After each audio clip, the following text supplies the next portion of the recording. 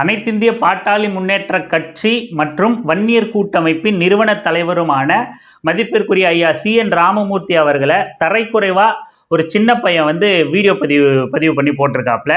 அது என்ன அப்படிங்கிறத பற்றியும் CN ராமமூர்த்தி அவர்கள் என்ன பேசினாரு, அதுக்கு இந்த சின்ன பையன் என்ன பேசியிருக்காப்புல, பதில் வினையா தரக்குறைவா என்ன பேசியிருக்காப்புல, நாம் எல்லாம் சேர்ந்து என்ன பேசணும் அப்படிங்கிறத பற்றி நாம் இந்த பதிவில் விரிவாக பார்க்கலாம்.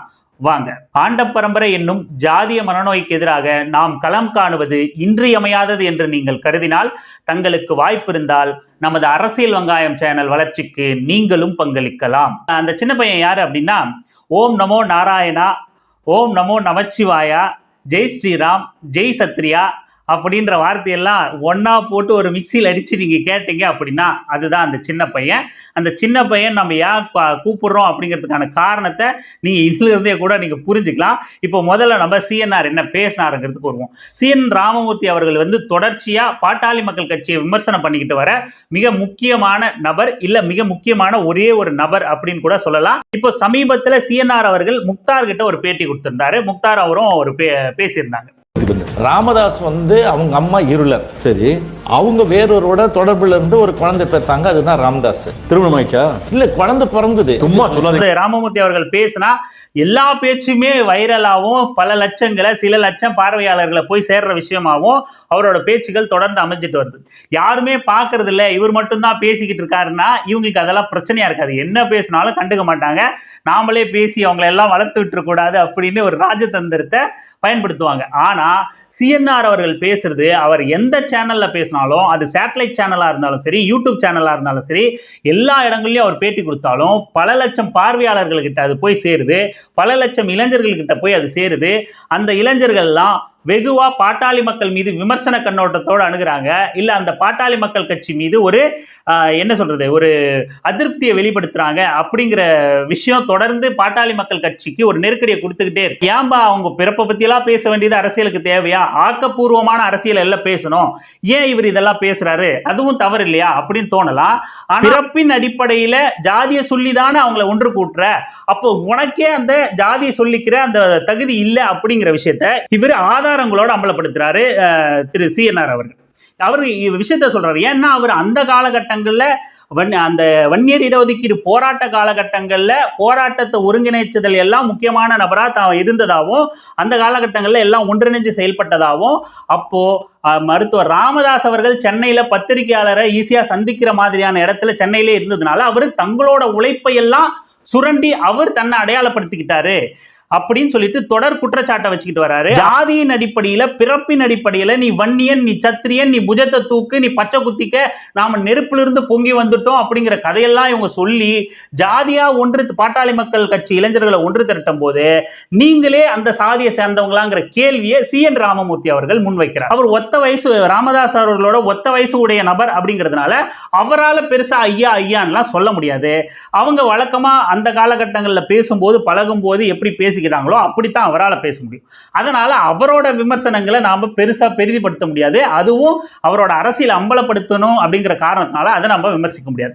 இப்போ ராமதாஸ் அவர்களோட பிறப்பை அவரு சந்தேகப்பட்டாரு, பிறப்பை அம்பலப்படுத்துறாரு, அவரே வன்னியர் இல்லைன்னு அம்பலப்படுத்துறாரு, அவர் போலி சான்றிதழ்ல மருத்துவம் படிச்சாருங்கிற விஷயத்தை அம்பலப்படுத்துறாரு அப்படின்னு உடனே இந்த விஷயம் எல்லாம் வெகுவா இளைஞர்கள்கிட்ட போய் சேருது அப்படின்னு சொன்ன உடனே என்ன பண்றாங்க விசுவாசிகள் இந்த பக்கம், இந்த மாதிரி சின்ன பையன் அவர்கிட்ட சொன்ன இல்லையா, ஜெய் ஸ்ரீராம், ஜெய் சத்ரியா சின்ன பையன், அந்த மாதிரி சின்ன பையன் எல்லாம் களத்துல திரு CN ராமமூர்த்தி அவர்களை ஒருமையா பேசுறது, கண்டமேனிக்கு அதாவது பதிவு பண்ண முடியாம வார்த்தைகள் எல்லாம் உட்கார்ந்துக்கிட்டு அவங்க யூடியூப்ல பதிவு பண்ணிக்கிட்டு இருக்காங்க. இந்த மாதிரி இதுதான் CNR அவர்கள் பேசின விஷயம். இதுக்கு எதிர்வினை ஆற்றான்னு பேர் வழியில தான் இந்த சின்ன பையன் முதல் கொண்டு பலர் அதுக்கு எதிர்வினை ஆற்றன்னு பேசிக்கிட்டு இருக்காங்க. நம்ம இந்த சின்ன பையன் பேசுனதுக்கு வருவோம். இந்த சின்ன பையன் பேசினதுல என்னன்னா, வார்த்தையை விட்டு விட்டு நான் உங்கள்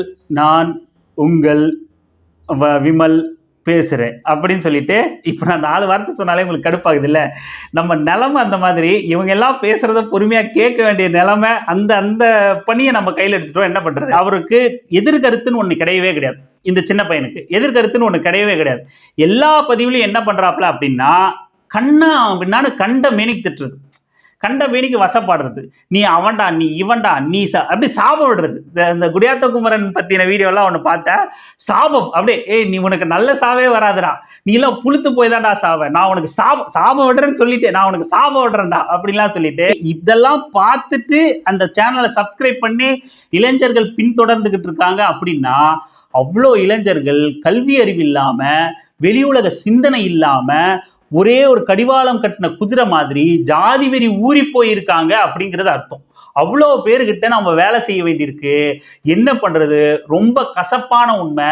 இந்த மாதிரி சின்ன பசங்களோட பேச்சையெல்லாம் கேட்டு பொறுமையா கேட்டு அதுக்கு பதில் கொடுக்க வேண்டிய நெருக்கடியான காலகட்டத்தில் இருக்கும். இப்படியே அந்த சின்ன பையன் கண்ணா பின்னான்னு சிஎன்ஆர் அவர்களை ஒருமையில பேசுறது, அவரோட ஒரு பேச்சுக்கும் பதில் கொடுக்குறாப்புல. என்ன பதில் அப்படின்னாக்கா, நீ எங்க ஐயாவை தப்பா பேசிட்ட, அவர் பிறப்பை தப்பா பேசிட்ட, அவர் போலி சான்றிதழ்ல படிச்சாருன்னு சொல்ற, போலி சான்றிதழ்ல படிச்சா அவங்க அப்பா பேரு சஞ்சீவ் ராய கவுண்டர் அப்படின்னு தான் போட்டிருக்கு சர்டிஃபிகேட்ல. அந்த சர்டிஃபிகேட்டை எங்களுக்கும் கொஞ்சம் வெளியிட்டு ஆதாரத்தோட பேசினா நல்லா இருக்கும்.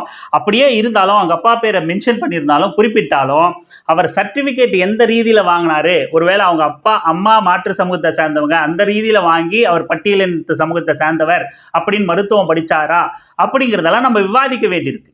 அவர் பட்டியலினத்து சமூகத்தை சேர்ந்தவங்கன்னு சான்றிதழ் வாங்கி அந்த கோட்டாவில் தான் மருத்துவம் படித்தார் அப்படிங்கிறத பரவலாக ஊரறிஞ்ச உண்மையாகத்தான் இருக்குது. அது மறுக்கிறதுக்கு இல்லை, அது அவரே மறுக்க மாட்டார்.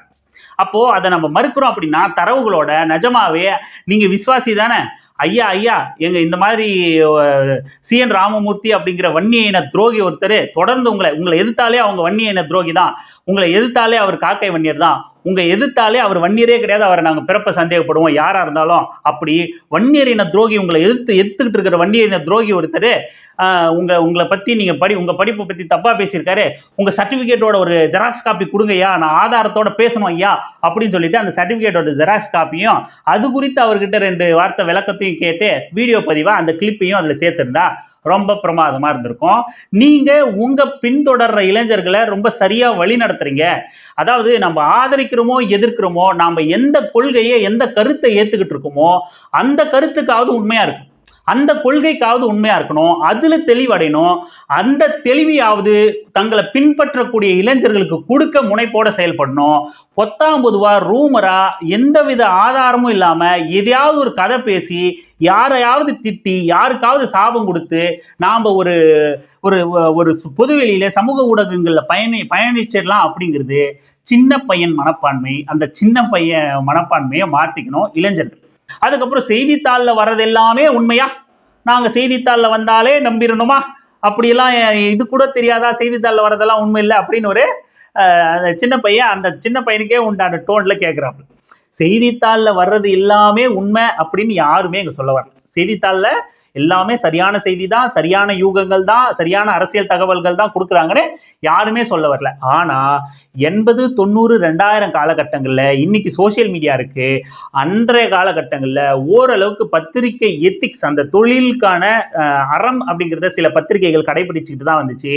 அந்த செய்திகள் தகவல்களில் முன்ன பின்ன முரண் போடலாம், ஆனால் நடக்காத செய்தியை எடுத்துட்டு வந்து சும்மா பதிவு பண்ணணுமே அப்படின்னு யாரும் பதிவு பண்ணிட மாட்டாங்க.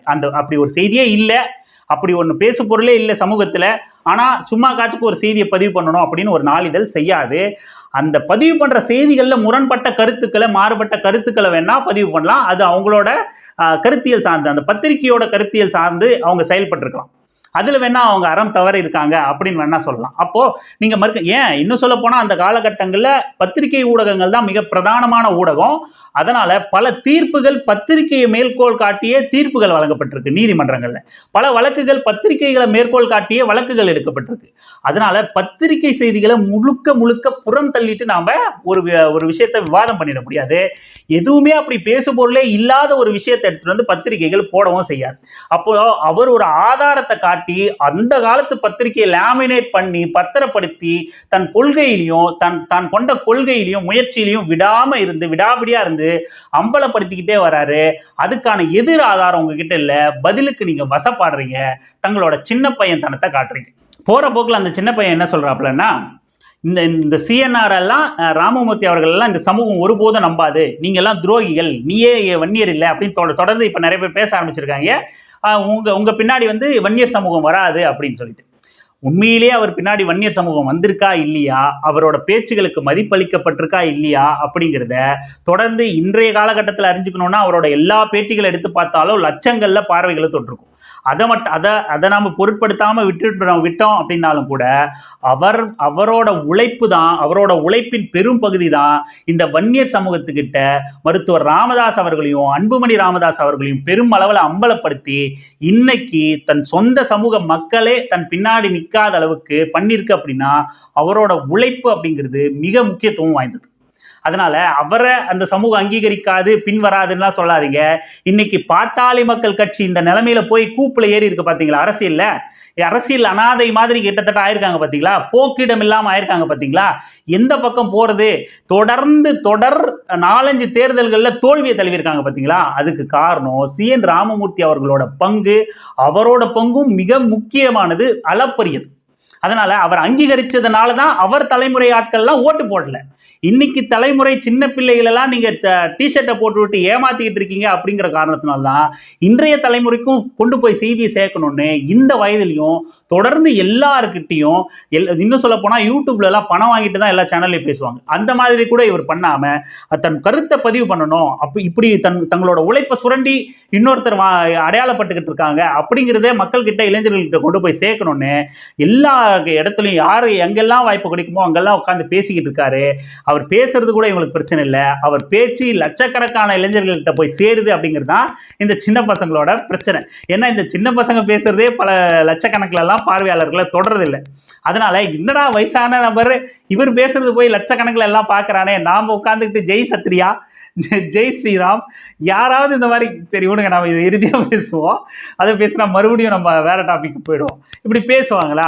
அடுத்த குற்றச்சாட்டு என்ன வைக்கிறாப்புலன்னா இந்த சின்ன பையன் டீ போட்டு, அதாவது மருத்துவர் ராமதாஸ் அவங்களோட தந்தை இறந்த வீட்டில் கைக்கு செலவு காசு இல்லாமல் நான் தான் டீ செலவுக்கெல்லாம் கூட காசு கொடுத்தேன் அப்படிங்கிற மாதிரி ஏதோ ஒன்று பதிவு பண்ணியிருந்தாரு.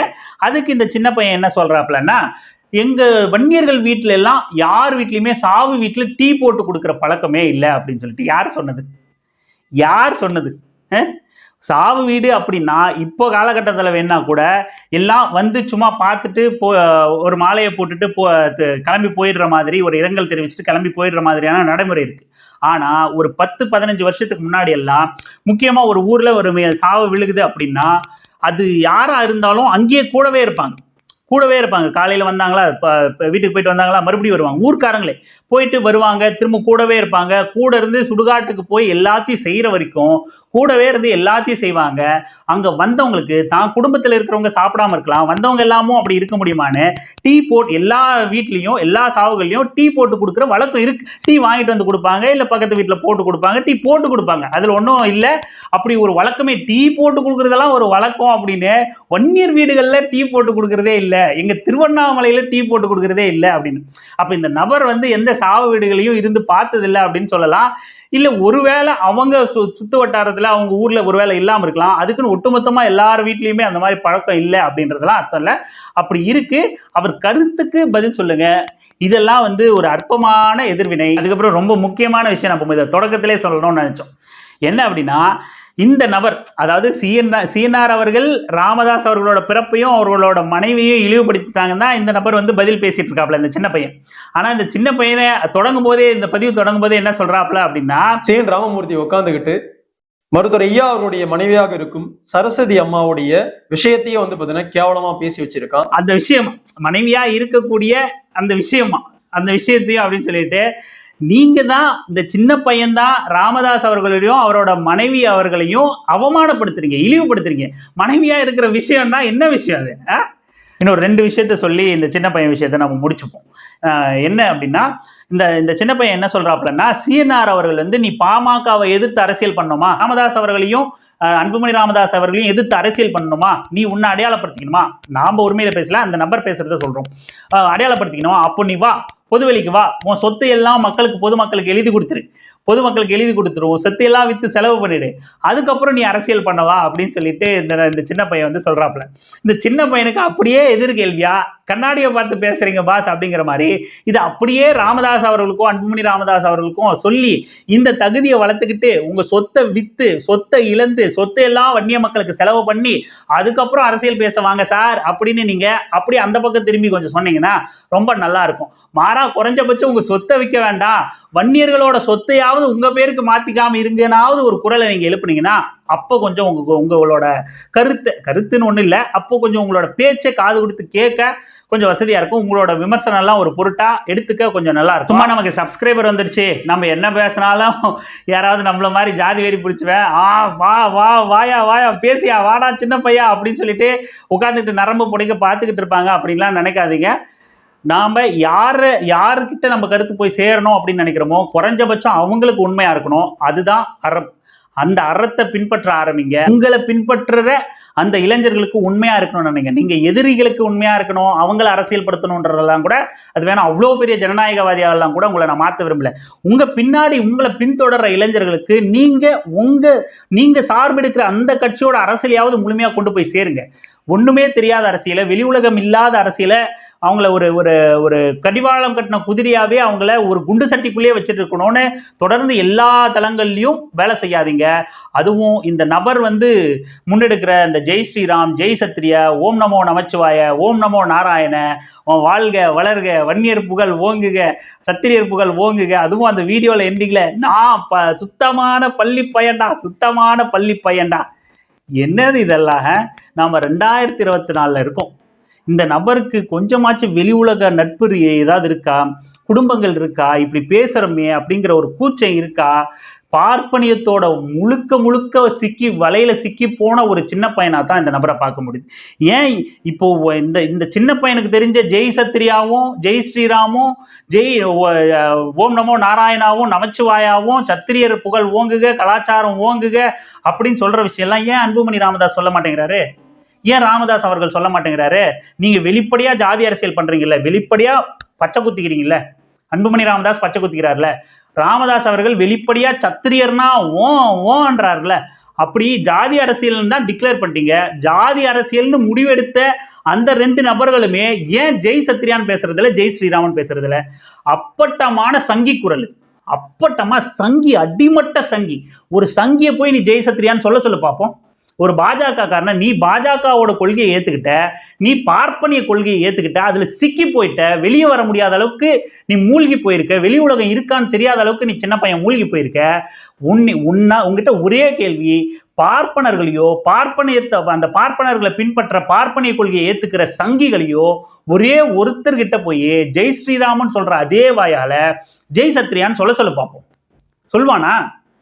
நீ என்ன புராண குப்பைகளை எடுத்துட்டு அறிவியல் யுகத்துல இளைஞர்கள்கிட்ட புகுத்திக்கிட்டு இருக்குமேங்கிற அறிவு இருக்கா சின்ன பையா? அறிவு இருக்கா? கொஞ்சமாச்சும் யோசிக்கிறியா நீ? பார்ப்பனி எது, பார்ப்பனி அரசியல் எது, இந்திய அரசியல் என்ன, அம்பேத்கர் என்ன சொல்லியிருக்கார், பெரியார் எதுக்காக போராடி இருக்கார், பெரியாரை ஏன் நீ தீவிர விசுவாசியா இருக்கிறிய அந்த மருத்துவர் ராமதாஸ் அவர்கள் ஏன் பெரியாரை வழிகாட்டியை ஏற்றுக்கிட்டாருன்னு கொஞ்சமாச்சும் சிந்திச்சு பார்த்துருக்கியா? நீ உண்மையிலேயே பாமகவுக்கு உண்மையான தொண்டனா இருந்தா, உண்மையான ராமதாஸ் அவர்களோட விசுவாசியா இருந்தா ஏன் அவர் அம்பேத்கரை வழிகாட்டியை ஏற்றுக்கிட்டார், பெரியாரை வழிகாட்டியை ஏற்றுக்கிட்டார், ஏன் மார்க்ஸை வழிகாட்டியை ஏற்றுக்கிட்டார்? அடிக்கடி தமிழ் தேசியம்லாம் பேசுனாங்களே, இப்பதான் வழி மாறி போயிருக்காங்க. கட்சி ஆரம்பிக்கும் போது எப்பவுமே கட்சியோட ஆரம்பம் தானே ஒரு கொள்கையிலிருந்து தானே ஒரு கட்சி பிறக்கும். அப்படி கொள்கையிலிருந்து பிறந்த கட்சி எதை அடிப்படையாக கொண்டு இந்த கட்சி உருவாச்சு, இன்னைக்கு எங்கேயாச்சும் போய் தொற்றுக்கலாம், இடம் மாறி இருக்கலாம், அப்படி ஆரம்பிச்சிருக்காங்களே, அப்போ அதுதானே உண்மையான பாமகவோட கொள்கைகள். அதை நாம இளைஞர்கள்கிட்ட கொண்டு போய் சேர்க்கணும், அதை நாம ஏத்துக்கணும். ஏன் காடுவெட்டி குரு தினமலர் பாப்பான கிளிகளின்னு கிழிச்சாப்ல, ஏன் ராமதாஸ் அவர்கள் தினமலர் பாப்பான கிளிகளின்னு கிழிச்சாங்க, பார்ப்பனியத்தை எதிர்த்து பேசினாங்க, பார்ப்பனர்களை அம்பலப்படுத்தினாங்க அப்படிங்கிறதெல்லாம் யாராச்சும் எங்கேயாச்சும் கொஞ்சமாச்சும் சிந்திச்சிருக்கியா சின்ன பையா? நம்மளை பின்பற்றுறாங்க இளைஞர்கள் கூட்டம் கொஞ்சம் நெஞ்சம், அவங்கள நாம இந்த விஷயங்கள்லாம் கொண்டு போய் சேர்க்கணும். நீ திமுக ஆதரவா பேச தேவையில்ல, நீ திராவிடத்தையே பெரியாரத்தையே தூக்கி பிடிக்க தேவையில்லை. ஆனா அவங்க கொள்கை வழிகாட்டியை ஏற்றிருக்காங்க, அது என்ன அரசியல் கட்டமைப்பினால அப்படி வந்துச்சு அப்படிங்கிறத நீ எடுத்து பேசியிருக்கணுமா இல்லையா? அந்த கொள்கையை நீ அறிஞ்சிருக்கணும், நீ அறிஞ்ச கொள்கையை தெளிஞ்சிருக்கணும், தெளிஞ்ச கொள்கையை நீ உன்னை பின்பற்ற இளைஞர்கள்ட்ட கொண்டு போய் சேர்த்துருக்கணும். இல்லை சின்ன பையா, என்ன சின்ன பையா, சின்ன பிள்ளைத்தனமாவே பண்ணிக்கிட்டு இருந்தா எப்படி இது? திருந்துங்க. கொஞ்சமாச்சு உங்களை பின்தொடர்ற இளைஞர்களுக்கு விசுவாசமா இருக்கணும் அப்படின்னு நினைச்சா நீங்க கொஞ்சமாச்சு மாறுங்க. நீங்க சீனார் அவர்களை திட்டின மாதிரியோ இல்லை மற்றவங்களை திட்டுற மாதிரியோ நாம் உங்களை திட்டிட்டு போறதுல கொஞ்சம் நேரம் ஆக போறதில்ல. நீ பதிவு போடுற மாதிரி நான் பதிவு போடுறதுக்கு எவ்வளோ நேரம் ஆகும் திட்டிட்டு போறதுக்கு? நீ அவன்டா நீ அவரை திட்டுறியா, எனக்கு பிடிச்ச தலைவரா இவரு, அவரை போய் நீ திட்டுவியா அப்படின்லாம் சொல்லிட்டு போறதுக்கு ரொம்ப நேரம் ஆகாது. ஆனா நீயே மூழ்கி போயிருக்க பார்ப்பனிய சூழ்ச்சியில உன்னை சந்தர்ப்பம் கிடைச்சா தாராளமா பார்ப்பனியும் ரொம்ப இப்பவே பயன்படுத்தி இருக்க வாய்ப்பு இருக்கு. ஆனா மிக ஆபத்தான வழியில பயன்படுத்திக்கும். உன்னை இன்னும் தூண்டி விடும். உனக்கு பொருளாதார பக்கபலமா இருக்கிறோன்னு சொல்லும். பல விஷயங்களை பார்ப்பனியும் பின்னிருந்து உன்னை தேவையான நேரத்துல பயன்படுத்தி கழுத்தறுத்துரும். பார்த்துக்க. இப்ப நாம எல்லாம் சேர்ந்து செய்ய வேண்டிய ஒரு விஷயம் இருக்கு தெரியுமா? இப்ப நாம பாமகக்கு உண்மையா இருக்கணும் அப்படின்னு நீங்க நினைச்சீங்கன்னா ராமதாஸ் அவர்களுக்கோ அன்புமணி ராமதாஸ் அவர்கள் இதெல்லாம் தாண்டி வன்னிய மக்களுக்கு எதை சார்ந்தது அரசியல்? இப்ப CN ராமமூர்த்தி அவர்கள் பேசுற அரசியலும் அன்புமணி ராமதாசோ இவங்கெல்லாம் பேசுற அரசியலும் நீங்க சின்ன பையனான நீங்க உட்கார்ந்துக்கிட்டு யூடியூப்ல பேசுற அரசியலோ எதுக்கான அரசியல்? மாறுபட்ட கருத்து மாறுபட்ட கோணங்கள்ல அணுகிருந்தா கூட ஏன் நாம பேசுற அரசியல் கூட எதுக்கான அரசியல்? வன்னியர்களுக்கான விழிப்புணர்வு ஏற்படுத்தணும், அவங்களுக்கு ஒரு நல்வழி கிடைக்கணும், அவங்க நல்ல நிலைமைக்கு போகணுங்கிறதானே அல்டிமேட் நோக்கம் தானே. அல்டிமேட் நோக்கம் பாமகவும் கிடையாது, ராமதாஸ் அவர்களும் கிடையாது, அன்புமணி ராமதாஸ் அவர்களும் கிடையாது, CNR அவர்களும் கிடையாது. எல்லாரோட நோக்கம் என்ன? வன்னியர்கள் தானே. அப்போ நாம வன்னியர்கள் கிட்ட ஒரு செய்தி போய் சேரணும்னா என்ன செய்தி கேட்டிருக்கணும்? எப்பா 1987 வன்னியர் இடஒதுக்கீடு போராட்டம் நடந்துச்சு. அப்போதான் அதிலிருந்து தான் ராமதாஸ் அவர்கள்லாம் தலைவர்களா உருப்பெற்று வராங்க. CNR அவர்களா இருக்கட்டும், இவங்களா ராமதாஸ் அவர்களா இருக்கட்டும். அப்போ 2 கோரிக்கை இருந்துச்சு. வன்னியர்களுக்கான இடஒதுக்கீடு மாநில அரசுகிட்டையும் அதே வன்னியர்களுக்கான இடஒதுக்கீடு 2% ஒன்றிய அரசுகிட்டையும் நம்ம கேட்டு போராட்டம் பண்ணப்பா. அதுக்கு 25 பேர் தங்களோட உயிரை கொடுத்துருக்காங்க, செத்துருக்காங்க, படுகொலை ஆயிருக்காங்கப்பா, தங்க உயிரை தியாகம் பண்ணியிருக்காங்கப்பா போராட்ட காலத்துல. ஆனா அதுக்கப்புறம் 2004 அந்த போராட்டத்துக்கு அப்புறம் 87 போராட்டம், அதுல ஒரு 3 வருஷம், இதுல ஒரு 4 வருஷம், அடுத்த 7 வருஷத்துல ஒன்றிய அமைச்சர் பதவி கிடைக்குது அன்புமணி ராமதாஸ் அவர்களுக்கு. நீங்க சொல்லிக்கிட்டு இருக்கீங்களா கலைஞரையே நாங்க தான் முதலமைச்சர் ஆகணும், அதெல்லாம் அடுத்து பேசலாம்.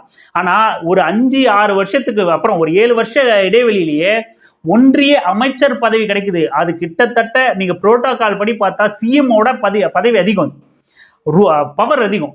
அந்த அளவுக்கு ஒன்றிய சுகாதாரத்துறை அமைச்சர் பதவி கிடைக்குது. அங்க போய் கூட்டணியில பெரும் பங்கு வகிக்கிறீங்க, ஒன்றியத்திலேயே அமைச்சர் பதவியெல்லாம் வாங்கியிருக்கீங்க, இன்னும் 2 அமைச்சர்கள்லாம் இருந்திருக்கீங்க. அப்படி இருக்கும்போது ஏன் அந்த வன்னியர்களுக்கான ஒன்றிய அரசு இடஒதுக்கீட்டுல 2% பத்தி அப்ப ஏன் வாய் திறக்கல அன்புமணி ராமதாஸ்? கேட்டிருக்கணும்ல. நம்மளோட நோக்கம் வன்னியர்களுக்கான முன்னேற்றம் தானே. அப்படின்னு நீங்க நினைச்சிருந்தீங்கன்னா நீங்க என்ன சொல்லியிருக்கணும் உங்க இளைஞர்கள்கிட்ட, நீங்க உங்களை பின்தொடர்ற இளைஞர்கள்கிட்ட 87 போராட்டம், வன்னியர்களுக்கு இடஒதுக்கீட்டுக்கான போராட்டம். அப்போ மாநிலத்தில் மட்டும் இல்ல ஒன்றியத்திலையும் 2% இடஒதுக்கீட்டை நாம கேட்டிருந்தோம். அதுக்கப்புறம் 2004 ஒன்றிய சுகாதாரத்துறை ஒன்றிய அமைச்சரவையிலேயே வலுவா இடம்பெற்றிருந்த பாட்டாளி மக்கள் கட்சியோட ராமதாஸ் அவர்கள் நான் இதை பண்ண அதை பண்ணலாம் பேசுறாரு. வன்னியர்களுக்கு என்னையா பண்ணார் அவரு? 2% இடஒதுக்கீடுக்கு என்னையா குரல் கொடுத்தாருன்னு நீங்க நம்ம இளைஞர்கள்கிட்ட கொண்டு போய் சேர்த்திருக்கணும்ல. ஏன் சேர்க்கல?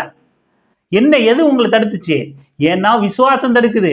எதுக்கு விசுவாசம்? எதுக்குன்னே தெரியாத விசுவாசம். அது ஏதாவது ஒரு காரணம் இருந்தாலும் பரவாயில்ல, எதுக்குன்னே தெரியாத விசுவாசம். அப்படி நீங்க அந்த கேள்வி எழுப்பணும். 2வது, இப்ப சரி அது அந்த காலகட்டம், அப்ப கேட்கல, அப்ப ஏதோ அந்த அளவுக்கு நாலேஜ் இல்லாம விட்டாங்க அப்படின்னு கூட நீங்க விட்டுட்டாலும் இப்போ ஒரு மாசத்துல ஒரு சில அரசியல்லாம் நடந்திருக்கு. அன்புமணி ராமதாஸ் இப்ப MP. அது எத்தனை பாமக காரங்களுக்கு தெரியுதுன்னு தெரியல. ஆனா அவர் இப்ப MP. அது உங்களுக்கு எல்லாம் நான் ஞாபகப்படுத்த விரும்புறேன். இப்போ நாடாளுமன்றம் கிட்டத்தட்ட 10-15 நாளா நடந்துகிட்டு இருக்கு. நாடாளுமன்றத்துக்கு அவர் போல. சரி இங்க இருந்து வேலை பார்க்கறாரு, ஏதோ ஒண்ணு பண்றாரு அப்படின்னா ஃபிளைட் அவருக்கு ஃப்ரீ தான். அழகா காலையில போய் ஃபிளைட் ஏறினார்னா சாயங்காலம் அங்கே போய் இறங்கிடலாம். அங்கே சாயங்காலம் இறங்குறாருன்னா இங்கே ஒரு 3-4 மணி நேரத்தில் வந்து போகலாம். அவர் எத்தனை மணி வரனாலும் அவருக்கு ஃப்ளைட் ஃப்ரீ தான். அப்படி இருக்கும்போது இங்கே மழை வெள்ளம் இருக்கட்டும், நிவாரணம் கொடுக்கட்டும், அரசியல் பண்ணட்டும், எல்லாம் பண்ணிட்டு கூட இங்கே ஒரு நாள் பண்ணிட்டு அங்கே ஒரு நாள் போயிருக்கலாம். போயிட்டு எதுக்கு போகணும்னு சொல்கிறேன் அப்படின்னா, தமிழ்நாட்டுக்கு மழை வெள்ளம் வந்து விழுப்புரம் உட்பட, திருவண்ணாமலை உட்பட, கிருஷ்ணகிரி உட்பட இந்த மாதிரியான மாவட்டங்கள்லாம் பாதிக்கப்பட்டிருக்கு. இங்கெல்லாம் பெரும்பான்மையாக இருக்கிற மக்கள் யாரு? நீ ஜாதிக்கே அரசியல் பண்ணுங்க. போய் நீ பேரிடர் நிவாரண நிதியை கொடுங்கன்னு கேளுங்க, ஒன்றிய அரசு கிட்ட கடிதம் கொடுங்க, அமைச்சரை சந்திங்க, நாடாளுமன்றத்தில் மாநிலங்களவையில் குரல் கொடுங்க. ஒரு குரலை பதிவு பண்ணணுங்க. நீங்க குரலை பதிவு பண்றதுக்கு தான் நீங்க எம்பி. அது இந்த மாதிரி நம்ம எம்பியா நம்ம சமூகத்தை சார்ந்தவரை வச்சிருக்கோம்பா. பாமகல இருந்து ஒரு எம்பி இருக்காருப்பா, நமக்காக எம்பி நான் நம்பிக்கிட்டு இருந்தோம், அவரு நாம பாதிக்கப்பட்டப்போ கூட குரல் கொடுக்க மாட்டாரு போய் நீங்க கேட்டிருக்கணுமா இல்லையா? இது இளைஞர்கள்ட்ட இந்த செய்தியை கொண்டு போய் சேர்த்துருக்கணுமா இல்லையா? அப்பதானே நீங்க ஜெய் சத்ரியான்னு சொல்றதுக்கெல்லாம் நீங்க உண்மையாவே அந்த மக்களுக்கு ஆதரவா இருக்கீங்க. நீங்க ஒரு கட்சிக்கோ ஒரு நபருக்கோ ஆதரவா இல்லைங்கிறத தெரிஞ்சிருக்கும் சின்ன பையா. இதை நீங்க செஞ்சீங்களா? சரி, இதை விடுங்க. முன்னாடி தமிழ்நாட்டுக்கு ஒரு 2-3 மாசத்துக்கு முன்னாடி தமிழ்நாட்டுக்கு ஒரு 6 மாசம் இருக்குன்னு நினைக்கிறேன், தமிழ்நாட்டுக்கு பட்ஜெட் நிதி ஒதுக்குனதுல வஞ்சகம் பண்ணிருச்சு ஒன்றிய அரசு. எப்பவுமே அவங்க பண்றதுதான், அவங்க வஞ்சிக்கிறதா தமிழ்நாட்டை. தமிழ்நாடுனாலே டெல்லிக்காரனுக்கு பிடிக்காது, அது எல்லாரும் தெரிஞ்ச விஷயம் தான். அது தெரியாம நீ உட்காந்துக்கிட்டு ஜெய் ஸ்ரீராம் சொல்லிக்கிட்டு இருக்க. சரி விடு. அப்படி வஞ்சகம் பண்ணுச்சு, தமிழ்நாடுங்கிற பேரே உச்சரிக்கல அப்படின்னு பெரிய பரபரப்பு ஏற்பட்டுச்சு. அதுக்கு மருத்துவர் அன்புமணி ராமதாஸ் கிட்ட பத்திரிகையாளர்கள் கேட்குறாங்க, இந்த மாதிரி குற்றச்சாட்டு இருக்கே, நீங்க என்னங்க எங்க பேர் உச்சரிக்கணுமாங்க? அப்படி ஒன்றும் அவசியம் இல்லைங்க, எல்லா மாநிலத்து பேரும் என்னங்க 1500 பேரா இருக்கு எல்லா மாநிலத்து பேரையும் உச்சரிக்கிறதுக்கு. இருக்கிறது 28-30 ஸ்டேட்டு, அதை பேர் உச்சரிக்கிறதுக்கு கஷ்டமா இருக்கும் அப்படின்னு சொல்லி அன்புமணி ராமதாஸ் சொன்னார். சரி, அதை கூட விடுங்க. இல்ல நிதி நிறைய ஒதுக்கியிருக்காங்க நம்மளுக்கு, இவங்க எல்லாம் பொய் சொல்றாங்க, திமுக பொய் சொல்லுது அப்படின்னு சொல்லி சொன்னார். எங்கிட்ட தரவுகள் இருக்கு, ஒரு 2 நாள் டைம் கொடுங்க, நான் தரவுகளை எடுத்து தரேன் அப்படின்னு சொல்லிட்டு பத்திரிகையாளர் சந்திப்பில் கேட்டார். இன்னைய வரைக்கும் அடுத்த பட்ஜெட்டே வந்துருச்சு, அடுத்த நாடாளுமன்ற கூட்டத்தொடரே வந்துருச்சு, இன்னைய வரைக்கும் அதுக்கான ஒரு பதில் கிடையாது. அப்போ நீங்க யாருக்கு வேலை செய்றீங்க? உங்க நோக்கம், உங்க கட்சி, உங்களோட தலைமை அப்படிங்கிறது உங்களை எம்பி ஆக்கிக்கிறது வன்னிய மக்களுக்கு நல்லது பண்றதுக்கா, நீங்க பாஜக காரனுக்கு சொம்படிக்கிறதுக்கா? இந்த கேள்வியை இந்த சின்ன பையன் கேட்டிருக்கணுமா இல்லையா? கேட்டிருக்கணுமா இல்லையா தம்பி? ஜெய் சத்ரியான்னு சொன்னா பத்தாது, நான் சுத்தமான பள்ளி பையன்டா அப்படின்னு சொன்னா பத்தாது. அந்த மக்களுக்கு, அந்த மக்கள் மேல உண்மையான அக்கறை கொண்டு அவங்க முன்னேற்றத்தை குறித்து சிந்திக்கணும். தனிநபர் அடையாளம், குடும்ப அரசியல், குடும்பத்துக்கிட்ட நிர்வாகம், அது குறித்து நம்ம யோசிக்க கூடாது. இப்ப நிதி சொல்லிட்டோம், இடஒதுக்கீடு குறித்து சொல்லிட்டோம். இப்போ முந்தானேத்து நினைக்கிறேன், ஒரு நீதிபதி, அலகாபாத் உயர் நீதிமன்ற நீதிபதி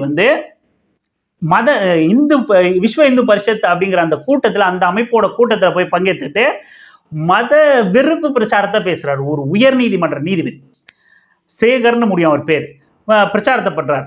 அவருக்கு எதிராக நீங்க யாரை நாள் ஃபுல்லா திட்டிட்டு இருக்கீங்களோ திமுகன்னு, அந்த திமுக எம்பிகள், இந்தியா கூட்டணியை சேர்ந்தவங்கெல்லாம் ஒரு தீர்மானம் கொண்டு வராங்க, அவரை பதவி விலக்கணும் அப்படின்னு சொல்லிட்டு. 50 பேருக்கு மேல, 50 பேர்கிட்ட 60 பேர்கிட்ட கையெழுத்து, எம்பிகள் கையெழுத்துட்டா அவரோட பதவியை நீக்கலாம் அப்படிங்கிற விதிமுறை இருக்கு. 50 பேருக்கு மேல கையெழுத்து போட்டிருக்காங்க இந்தியா கூட்டணி சேர்ந்தவங்க. அன்புமணி ராமதாஸ் கையெழுத்து முதல்ல நாடாளுமன்றத்துக்கே போல. உங்களுக்கு ஒரு சமூக அக்கறை இருக்கா இல்லையா? நீங்க ஒரு அரசியல்வாதியா இல்லையா? நீங்க ஒரு கட்சி தலைவரா இல்லையா? சமூக நல்லிணக்கம் தேவையா இல்லையா? நீங்க இங்க மதவெறி பேச்சை ஒத்துக்கிறீங்களா? ஒரு நீதிபதி அப்படி பேசுறதை நீங்க வரவேற்கிறீங்களா? அப்போ அதுக்கு எதிராக நீங்க களம் காண்டிருக்கணும்ல. இந்த இருப்பா, நான் ஃபிளைட் பிடிச்சி வந்துடுறேன், கையெழுத்து போட்டு கொடுத்துட்டு கூட நான் அடுத்து அவசர வேலை எனக்கு வீட்டில் இருக்கு, அதுக்கு ரிட்டர்ன் வந்துடுறேன் அப்படின்னு சொல்லியிருக்கணுமா இல்லையா? ஏன் கையெழுத்து போடல? அதுக்கப்புறம் அதானி விவகாரத்தை இங்க திமுக வச்சு பெரிய அரசியல் பண்ணிட்டு இருக்காங்க. தமிழ்நாட்டோட மானம் அமெரிக்காவில் போகுது அப்படிங்கிறாங்க. ஏங்க தமிழ்நாட்டோட மானம் அமெரிக்காவில் போகுது? ஏன் போகுது? ஏன் இந்தியாவோட மானம் போவாதா? அமெரிக்காவுக்கு தமிழ்நாடுங்கிறது ஒரு ஸ்டேட்டு, அது ஒரு இந்தியா, அவ்வளவுதான். இந்தியாவோட மானம் போது நாடாளுமன்றத்தில் அதானி குறித்து விவாதிங்க, அதானியை கைது பண்ணுங்க, அதானியை விசாரிங்க, அதானிக்கு கொடுத்த கான்ட்ராக்ட் எல்லாம் கேன்சல் பண்ணுங்க, விமான நிலையத்தையும் துறைமுகத்தையும் எல்லாத்தையும், ரோடு கான்ட்ராக்ட், மின்சாரத்துறை, நிலக்கரின்னு எல்லாத்தையும் அதானி கிட்ட வாரி கொடுத்துருக்கீங்களேயா மோடி ஐயா, எங்களோட நண்பரே அப்படின்னு சொல்லிட்டு மோடியை எதிர்த்து பிரச்சாரம் பண்ணியிருக்கணும், மோடியை எதிர்த்து போராட்டம் பண்ணியிருக்கணும். நாடாளுமன்றத்தில் எம்பி அன்புமணி ராமதாஸ் போய் குரல் கொடுத்துருக்கணும், எதிர்த்து அமளியில் ஈடுபட்டிருக்கணும். சிங்கம் கர்ஜிக்குது பாடுறா, ஒத்தையா நின்றுக்கிட்டு நான் மாநிலங்களவையே கதற விடுது பாடுறா அப்படின்னு நாடாளுமன்றத்தையே நடக்க விடல பாடுறான்னு செய்தியை நாங்க பெருமையா போட்டிருக்கணும். நீங்க போய் மாநிலங்களவையில குரல் கொடுங்க. ஒரு மாநில முதலமைச்சர்கிட்ட நீங்க அதானி விவகாரம், தமிழ்நாட்டு மானம் போது, ஏன் தமிழ்நாட்டு மானம் போது, இந்தியா மானம் போதுன்னு பேசுங்க. இந்தியா தான், அமெரிக்கா பொறுத்தவரை இந்தியா தான், தமிழ்நாடு கிடையாது. இந்தியாவில் அதிகாரிகளுக்கு லஞ்சம் கொடுத்தா அப்படின்னு சொல்லிட்டு குற்றச்சாட்டு இருந்தா, திமுக மேல குற்றச்சாட்டு இருக்குன்னு ஆதாரங்களோட நீங்க உங்க ஃப்ரெண்டு மோடி கிட்ட எடுத்து போய் கொடுங்க. அதானியும் கைது பண்ணிட்டோம், இவரு திமுகவையும் விசாரிக்கட்டும், குற்றம் இருந்தா கைது பண்ணட்டும். ஒரு முதலமைச்சரை கைது பண்ண முடியும், ஆனா அதானியை கைது பண்ண முடியாதா? எத்தனை முதலமைச்சர்களை கைது பண்ணிருக்கு பாஜக? நான் மோடி எங்கள் நண்பர், எங்க ஐயாவுக்கு நண்பர்னு சொல்ற மருத்துவர் ராமதாஸ் அவர்களும், அன்புமணி ராமதாஸ் அவர்களும் ஏன் இது குறித்து நாடாளுமன்றத்தில் பதிவு பண்ணல அப்படிங்கிறத வன்னியர்களின் முன்னேற்றத்தில் அக்கறை கொண்ட இந்த சின்ன பையன் பேசியிருக்கணுமா இல்லையா? இலக்கு நமக்கு என்ன? வன்னியர்களோட முன்னேற்றம் தானே. அவங்க கிட்ட செய்தி இந்த மாதிரி செய்திகளை கொண்டு போய் சேர்த்துருக்கணும். இடஒதுக்கீடு குறித்து அவங்க கிட்ட செய்தி கொண்டு போக மாட்டேன், தமிழ்நாட்டுக்கு நிதி ஒதுக்காத குறித்து அவங்க கிட்ட செய்தி கொண்டு போக மாட்டேன், நாமெல்லாம் வெள்ளம் வந்து மண் சரிவு வந்து செத்தாலும் அந்த செய்தியை வன்னியர்கள்கிட்ட கொண்டு போக மாட்டேன், ஒரு நீதிபதி மதவெறியான இருந்தாலும் அந்த செய்தியை வன்னியர்கள்கிட்ட கொண்டு போக மாட்டேன். அப்புறம் இனி என்னதான் டங்ஸ்டன் சுரங்கம் எடுத்துக்க, இந்த டங்ஸ்டன் சுரங்கத்துக்கு சீமானும் பாமகவும் தொடர்ந்து பேசிக்கிட்டு இருக்காங்க அப்படின்னா முதலமைச்சர் மு க ஸ்டாலின் நான் முதலமைச்சராக இருக்கிற வரையும் அதை நடக்க விட மாட்டேன், கண்டிப்பாக நடக்காதுன்னு உறுதியாக தெரிவிச்சிட்டது பிறகு அது குறித்து நாங்கள் பாருங்க டங்ஸ்டனுக்கு குரல் கொடுக்குறோன்னு எத்தனை இந்த மாதிரி மீத்தேனுக்கு ஈத்தேனுக்கு எல்லாம் நீங்கள் களத்தில் நின்னீங்க? எத்தனைக்கு நின்னீங்க? நீங்கள் போராடினீங்களா? விடாம நாங்க மண்ணுக்காக பேசுறோம், சூழ்நிலைகளுக்காக பேசுறோன்னு எத்தனை வழக்கு வாங்கியிருக்கீங்க? நீங்க தூத்துக்குடிக்கு போராட்டத்தில் நின்று எத்தனை வழக்கு வாங்கியிருக்கீங்க சொல்லுங்க? உங்க கட்சி எத்தனை வழக்கு வாங்கியிருக்கு? பாமக எத்தனை வழக்கு வாங்கியிருக்கு சொல்லுங்களேன்.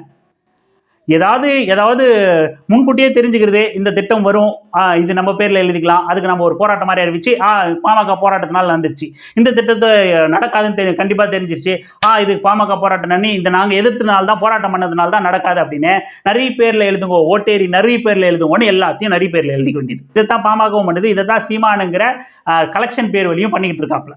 எல்லாம் சீமானோட அரசியலே மொத்தமும் பாமக மாடல் தான். அது கம்பேர் பண்ணி வேணா இன்னொரு தடவை கூட நம்ம பேசுவோம். டங்ஸ்டனுக்கும் இதே வேலையை தான் பண்ணீங்க. நெய்வேலி எடுத்துங்க, நீங்க ஸ்தம்பிக்க வைக்கிற போராட்டம் தானே. டாஸ்மார்க்கு எதிராக ஸ்தம்பிக்க வச்சு க்ளோஸ் பண்ணீங்களா? இது வரைக்கும் எத்தனை வருஷத்துக்கு டாஸ்மார்க் கூட்டணியிலே இருந்துட்டீங்க, அதிகாரத்திலே இருந்துட்டீங்க, எல்லா இடத்துலையும் இருந்துட்டீங்க, வலுவான கட்சிங்கிறீங்க, போராட்டம் பண்றோன்றீங்க. நீங்க உண்மையிலேயே உங்களுக்கு வலு இருக்கு, போராட்டம் பண்ணி ஒரு விஷயத்தை சாதிக்க முடியும்னா இன்னி வரைக்கும் டாஸ்மார்க் உங்களால மூட முடிஞ்சா? முடியல. கள்ளக்குறிச்சியில் 65 பேர் செத்து போனா அதுக்கு ஒரு ஆர்ப்பாட்டம் மாநாட்டம் நடத்த முடிஞ்சா உங்களால? வன்னியர்னு பேசுறீங்களே, வன்னிய மக்களும் செத்து போனால, வன்னிய மக்களும் குடிச்சு நாசமா போறான்ல, அவனுக்கு இதா நீங்க ஒரு ஆர்ப்பாட்டம் பண்ணது, ஒரு போராட்டம் பண்ணது, ஒரு ஆர்ப்பாட்டம் சின்னதா மாவட்ட ரீதியில எங்க பண்ணீங்க? அப்போ உங்களோட உள்நோக்கம் என்ன? கண்டிப்பா அதுக்குள்ள நீங்க லாபம் பெறாம இது எதிர்க்காம இருக்க மாட்டீங்கல்ல. சும்மா போய் செத்தவங்களை பார்த்துட்டு வர்றதா அரசியல் பண்ணிருக்கணும்ல. நீங்க ஏன் மாநாடு நடத்தல? மது ஒழிப்பு மாநாடு ஏன் நீங்க நடத்தல? நீங்க தான் அத்தாரிட்டி, நாங்க PhD முடிச்சோன்னு சொல்றீங்கல்ல, ஏன் நடத்தல? அதே போலதான் NLCயும் பேரளவிலான கடைசியா போராட்டம் நடத்தின கட்சியே பாமக தான். அதுக்கு முன்னாடி எல்லா கட்சிகளும் அங்க போராடிடுச்சு. பாமக போராட்டத்தினால அங்க ஒன்றும் நிகழ்ந்துருவும் இல்லை.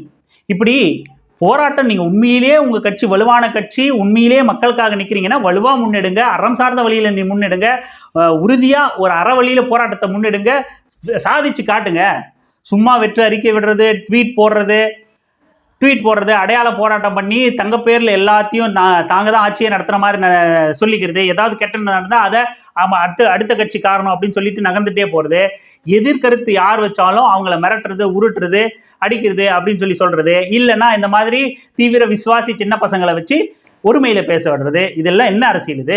இதே வன்னியர்கள் மீது அக்கறை கொண்டோம் அப்படின்னா உண்மையிலேயே நம்ம எடுத்துட்டு போய் கொண்டு போய் சேர்க்க வேண்டியது, வன்னிய இளைஞர்கள்கிட்ட கொண்டு போய் சேர்க்க வேண்டியது இந்த விஷயத்தை தான். நமக்கு இலக்கு வன்னிய மக்கள் தான், அவங்க முன்னேற்றம் தான், அவங்க வளமா இருக்கிறதா அப்படிங்கிறது உண்மையா இருந்தா நம்ம எல்லாருமே அந்த மக்கள்கிட்ட செய்திகளையும், கல்வியையும், வெளி உலகத்தையும், அரசியலையும், சட்டமன்றத்தையும், நாடாளுமன்றத்தையும் வெளிச்சம் போட்டு அந்த இளைஞர்கள்கிட்ட காட்டணும். உட்கார்ந்து குடும்ப அரசியல் துதி பாடிக்கிட்டு இருக்க கூடாது. அது நம்ம வேலையும் கிடையாது. அதை முதல்ல புரிஞ்சுக்கணும். இந்த சமூக வலைதளங்கள்ல யார் இயங்க வந்தாலும் இலக்கு வன்னிய மக்கள், நீங்க உங்களுக்கு ஜாதி உணர்வே இருந்தா கூட நீங்க பொது அரசியல் பேச மாட்டீங்க, கொள்கை அரசியல் பேச மாட்டீங்க, பெரியாரி அம்பேத்கரிய மார்க்சிய அரசியல் பேச மாட்டீங்க, தமிழ் தேசிய அரசியல் பேச மாட்டீங்க என்றாலும் கூட, நீங்க ஜாதி அரசியல் தான் பேசுவீங்கன்னாலும் கூட உண்மையிலேயே அதையாவது உண்மையோட பேசுங்க. இந்த மக்கள் பக்கம் நின்று பேசுங்க, அவங்களுக்காக பேசுங்க. வெறும் சுய லாபத்துக்காக, தனிநபர் லாபத்துக்காக யாரோ ஒருத்தர்கிட்ட காசு வாங்கிட்டு அவங்கள வளப்படுத்துறதுக்காக பேசாதீங்க. இது நீங்க இந்த ஒட்டுமொத்த மக்களுக்கும் செய்யற துரோகம். குறிப்பா இந்த சின்ன பையன் மாதிரியான ஆட்கள், பாமக எல்லாருமே செய்யறது வன்னிய மக்களுக்கான துரோகம். அந்த துரோகத்தை அம்பலப்படுத்துற வேலையைத்தான் மதிப்பிற்குரிய ஐயா CN ராமமூர்த்தி அவர்கள் செஞ்சுக்கிட்டு இருக்காரு. அதுல உங்களுக்கு விமர்சனம் இருந்தா எதிர்கருத்தை ஆதாரத்தோட வைங்க. அநாகரிக அரசியலுக்கு போக வேண்டாம். முதல்ல எதிர்கருத்தை, எதிர்குரலை காது கொடுத்து கேட்கிற தன்மை இருந்தாதான் நாம தனிப்பட்ட ரீதியிலையும் முன்னேற முடியும், சமூகத்தையும் முன்னேற்ற முடியும். நீ காது கொடுத்து கேட்கிற அளவுக்கு சிந்தனையே உனக்கு இல்லை, அந்த பொறுமையே இல்லைன்னா உன்னால எந்த பயனும் உனக்கே நிகழாது. உனக்கே பயன் நிகழாதப்ப உன்னை பின்பற்ற இளைஞர்களுக்கோ இல்ல ஒரு சமூகத்துக்கோ துளியூண்டு பயனும் அது அளிக்காது அப்படிங்கிறத பதிவு பண்ணிக்கிட்டு முடிச்சுக்கலாம். தொடர்ந்து பேசலாம், தொடர்ந்து இணைந்திருங்கள் அரசியல் வெங்காயம் சேனலுடன். நன்றி, வணக்கம்.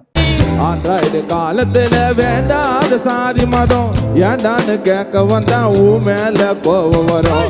ஆண்ட்ராய்டு காலத்துல வேண்டாத சாதி மதம் ஏண்டான்னு கேள்வி கேட்டா ஊ மேல கோவம்.